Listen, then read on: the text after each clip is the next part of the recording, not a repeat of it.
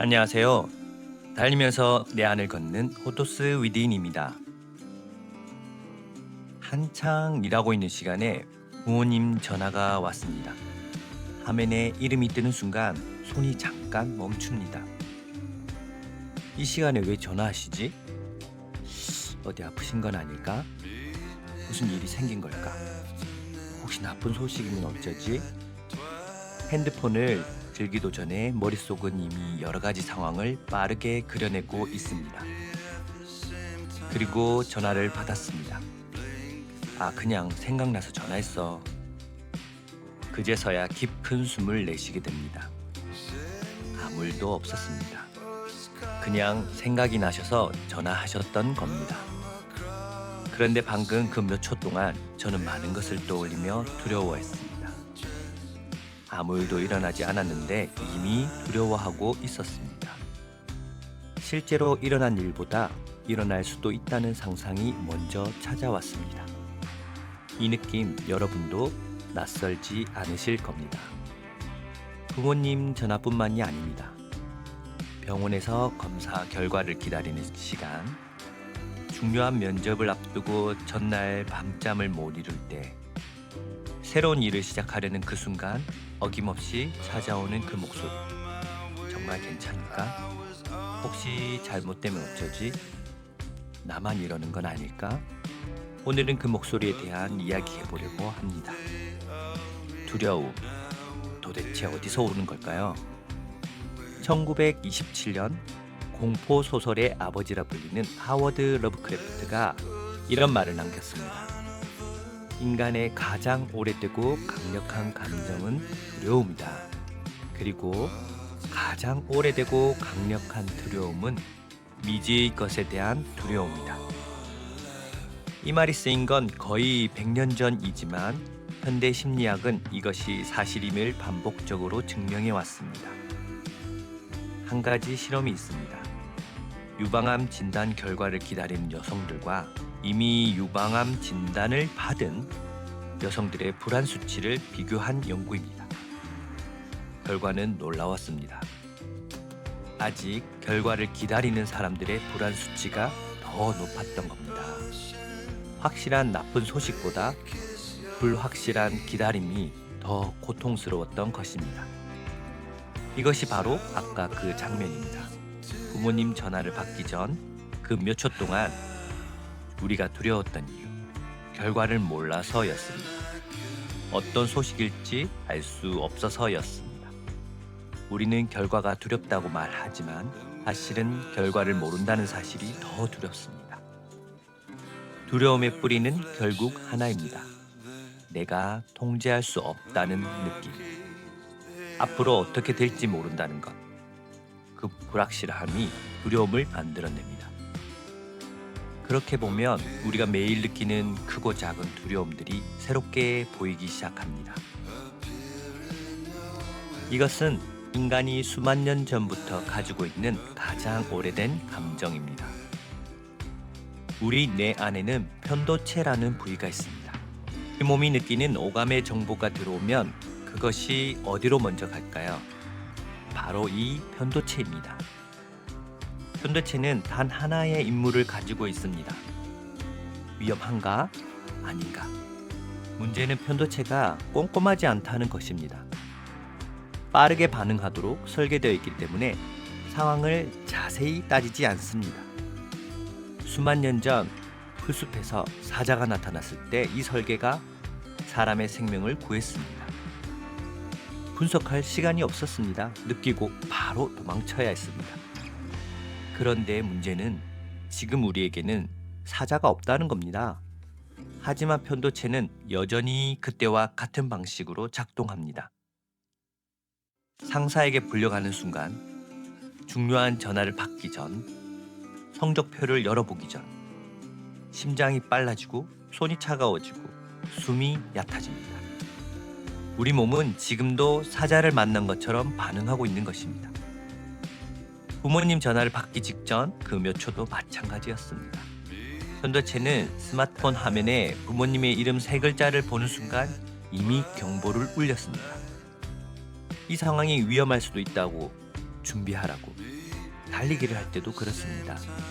아직 5km도 달리지 않았는데 벌써 10km 지점을 걱정합니다. 아직 오지도 않은 언덕이 두렵습니다. 내는 지금 이 순간보다 앞서 달리고 있는 것입니다. 이것이 두려움의 두 번째 얼굴입니다. 두려움은 현재가 아니라 내가 상상한 미래에서 옵니다. 철학자 하이데거는 두려움을 이렇게 말했습니다. 두려움의 본질은 구체적인 대상이 아니라 알 수 없는 것에서 온다고. 그래서 두려움은 붙잡을 수도 피할 수도 없다고.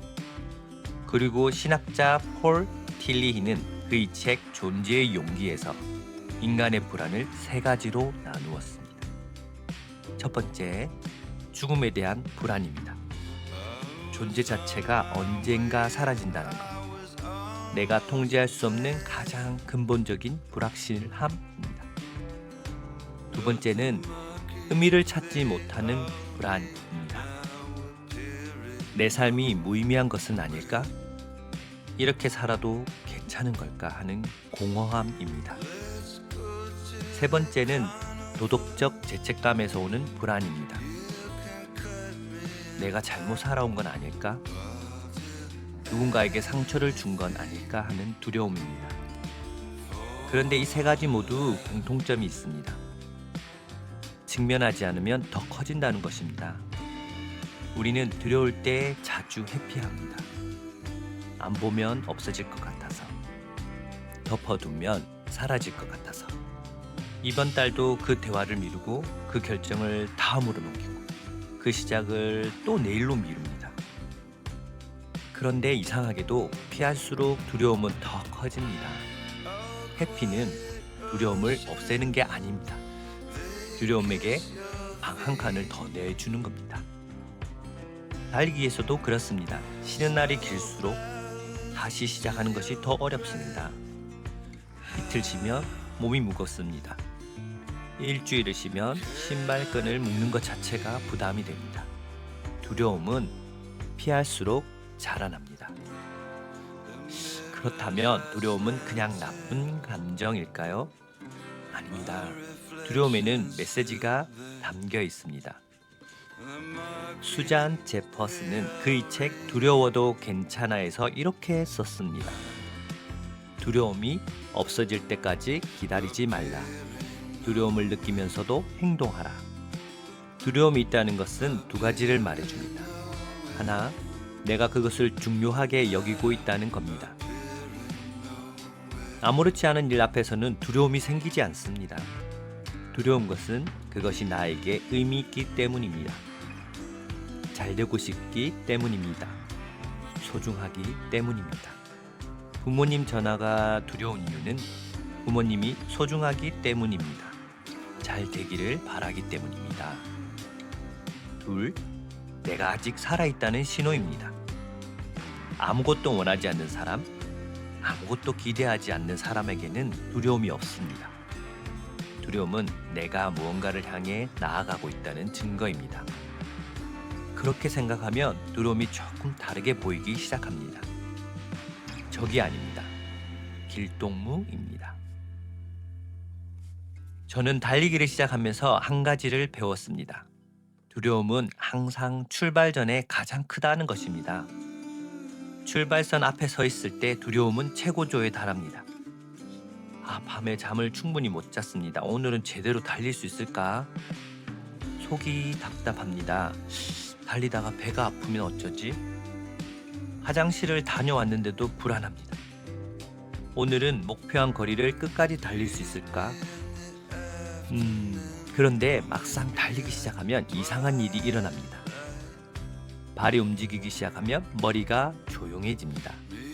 두려움이 사라지는 것이 아닙니다. 정확히 말하면 행동이 두려움보다 앞서게 됩니다. 이것은 책에서 배운 게 아닙니다. 달리면서 배웠습니다. 마이크 타이슨을 세계 챔피언으로 키워낸 복싱 트레이너 커스 다마토는 이런 말을 했습니다. 영웅과 겁쟁이가 느끼는 두려움은 똑같다. 다만 영웅만이 그 두려움에 정면으로 맞설 뿐이다. 용감한 사람은 두려움이 없는 사람이 아닙니다. 두렵지만 그래도 발을 내디는 사람입니다. 그게 용기의 전부입니다. 달리기 전 두렵고 발표 전이 두렵고 새로운 시작 앞에서 두렵습니다. 그 두려움이 없어지기를 기다리면 아무것도 시작할 수 없습니다. 두려움은 출발의 조건이 아닙니다. 두려움은 출발의 동반자입니다. 오늘 달리면서 이런 생각을 했습니다. 이 길 위에서 나는 지금 무엇을 두려워하고 있을까? 느린 페이스가 더 느려질까봐? 끝까지 못 달릴까봐? 사람들 눈에 나의 어설픈 러닝 자세가 보일까봐? 그런데 달리다 보니 알게 됐습니다. 그 두려움들은 내가 이 달리기를 진지하게 생각하고 있다는 증거였습니다. 진지하게 생각하지 않는 것에는 두려움이 없습니다. 두려움이 있다는 건 내가 진심이라는 뜻입니다. 우리 삶에도 그렇습니다. 직장이 두렵다면 그 일이 나에게 중요하기 때문입니다. 관계가 두렵다면 그 사람이 나에게 의미 있기 때문입니다. 미래가 두렵다면 내가 아직 원하는 것이 있기 때문입니다. 두려움을 느끼는 자리에 내가 소중하게 여기는 것들이 있습니다. 그러니 두려움이 찾아올 때 이렇게 한번 물어보십시오. 내가 지금 무엇을 소중하고 여기게 있길래 이렇게 두려운 걸까? 그 답 속에 지금 내가 진짜 원하는 것이 있습니다. 두려움은 없애야 할 감정이 아닙니다. 두려움은 무시해야 할 신호도 아닙니다. 두려움은 내가 살아있다는 것, 내가 무언가를 원하고 있다는 것, 내가 아직 나아가고 있다는 것을 알려주는 감정입니다. 물론 두려움에 압도될 때가 있습니다. 그럴 때 저는 그냥 달립니다. 두려움이 없어질 때까지 기다리지 않습니다. 두려운 채로 달립니다. 그러면 어느 순간 두려움이 등 뒤에 있습니다. 내가 앞에 있습니다. 오늘도 달리기 전에 두려웠습니다. 그래서 달렸습니다. 호더스 위딩과 함께 내 안을 걸어가십시오. 내 안을 걸을 때 우리는 앞으로 나아갈 수 있습니다.